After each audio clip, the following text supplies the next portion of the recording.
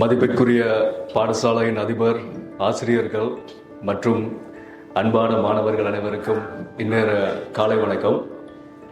தொடர்ச்சியாக நான் பேச வந்த விடயத்தை செந்தமிழிலேயே கூறிக்கொண்டிருந்தால் உங்களுக்கு சொற்பொழிவாற்றுவது போல் ஆகிவிடும். எனவே கொஞ்சம் பேச்சு வழக்கிலையும் நாங்கள் கதைப்போம். நீங்கள் யாராவது சோஷியல் மீடியாவில் இன்ஸ்டாகிராம், டிக்டாக் யூஸ் பண்ணுறார்கள், உண்மையை சொல்லணும். ரீல்ஸ் பார்க்குறார்கள், வீடியோஸ் பார்க்குறார்கள். நான் ஒரு டேட்டா ஒன்று சொல்கிறேன்.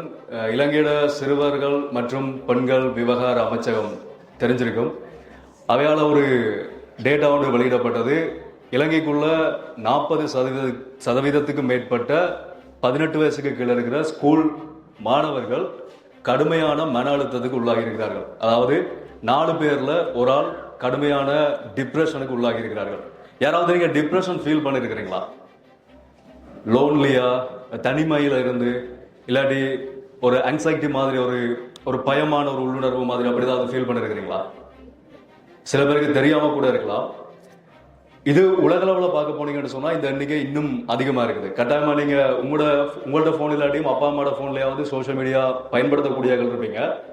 இந்த டிப்ரெஷனுக்கான மெயினான காரணம் என்னன்னு பாத்தீங்கன்னா இப்ப இருக்கிற இந்த சமூக ஊடக பாவனை.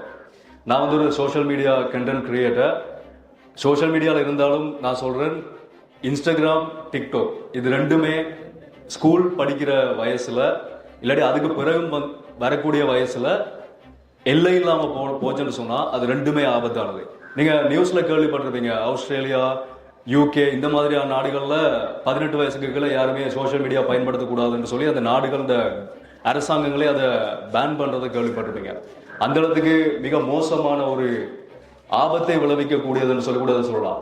இதை சோஷியல் மீடியா யூஸ் பண்ணபடியா இன்ஸ்டாகிராம்ல ரீல்ஸ் பார்க்கறதால என்ன ஆக போகுது, நாங்க ஜஸ்ட் ஒரு வீடியோ தானே பார்க்குறோம்னு சொல்லி நீங்க யோசிங்கன்னு சொன்னா, அந்த வீடியோஸ் பார்க்கறதால உங்களை அறியாமலேயே நீங்க என்ன ஃபீல் பண்றீங்கன்னு சொன்னா, நான் உங்களை நீங்க அதோட கம்பேர் பண்ணும்போது, அதோட ஒப்பிடும்போது நான் ஒரு ஃபெயிலியர், நான் என்னால் இதை செய்ய முடியல என்ற மாதிரியான ஒரு உணர்வை அந்த ரீல்ஸ் உருவாகுது. ரீல்ஸ்ல நாங்கள் ஒவ்வொரு விஷயம் பார்ப்போம். லைஃப் ஸ்டைல் பார்ப்போம், சில பேர் இந்த லுக் பார்ப்போம், நல்லா மேக்கப் பண்ணிட்டு வருவினோம், சில பேர் நல்லா ரிச்சா காட்டிக்கொள்ற மாதிரி இருப்பினோம். அது எல்லாமே முழுக்களுமே ஃபேக். நீங்க பாக்குறதுல 70% மேல சமூக ஊடகங்கள்ல நீங்க பாக்குறது எல்லாமே போலியானது. தங்களை ரிச்சா காட்டக்கூடியாக்கள் ரியல் லைஃப்ல போய் பார்த்தா சரியான ஒரு பணம் சம்பாதிக்கிறதுக்கான வழி கூட இல்லாம தான் நிறைய பேர் இருப்பினோம். ஜஸ்ட் அந்த வியூவர்ஸ், ஃபாலோவர்ஸ் தங்களுக்கு ப்ரமோஷன் வரணும் பண்றதுக்காக நிறைய ஃபேக்கான விஷயங்கள் இன்றைக்கு சமூக ஊடகங்கள்ல சுத்துறதை பார்க்கிறோம். ஸோ நாங்கள் கிரியேட்டர்ஸா இருக்கிறபடியா எங்களுக்கு இந்த விஷயங்கள் தெரியுது. ஆனா வியூவர்ஸா இருக்கிறவங்களுக்கு பெரும்பாலும் இது யாருக்குமே தெரிய போறதில்லை.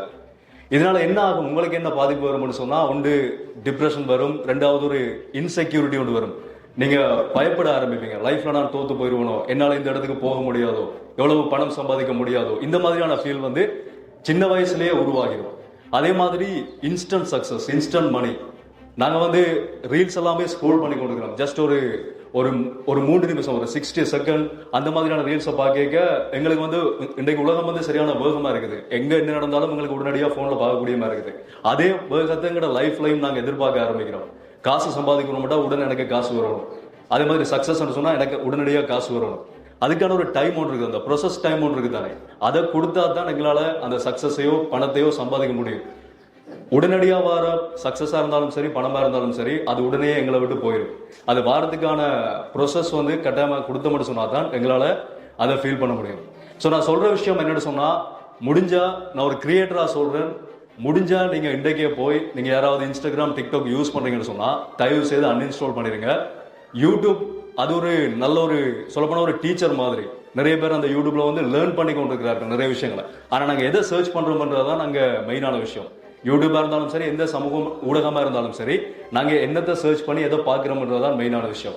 உங்களுக்கு வரக்கூடிய ஏதாவது பயனுள்ள விடயங்கள். இன்னைக்கு இன்ஸ்டாகிராம்ல நிறைய பேர் டைமை வீணா ஸ்பெண்ட் பண்ணி கொண்டிருக்கிறோம். என் லைஃப்ல நான் என்னுடைய